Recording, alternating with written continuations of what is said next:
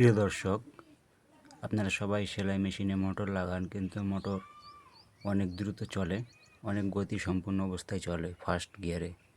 তো এই পাদানি বা প্যাডেলে কন্ট্রোলারটাই 4টি গিয়ার রয়েছে, কিন্তু কাজ করে 3টি গিয়ারে। ফার্স্ট গিয়ারে হালকা চলে, সেকেন্ড গিয়ারে আর একটু জোরে চলে, থার্ড গিয়ারে ফুল পাওয়ারে চলে।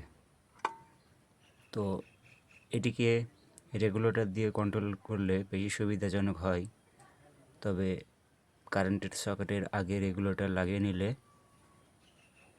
অনেক ভালো হয়। তবে আবার ডাবল রেগুলেটর হয়ে যাচ্ছে, এটাও কিন্তু রেগুলেটর।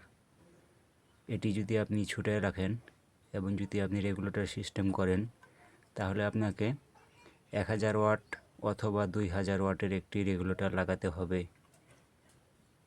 250 ওয়াট মোটরের জন্য 500 থেকে 1000 ওয়াট রেগুলেটরই বেটার। আর যাদের মোটর 150 ওয়াট বা 100 ওয়াট, সেগুলো মোটরের জন্য 500 ওয়াট রেগুলেটরই বেটার।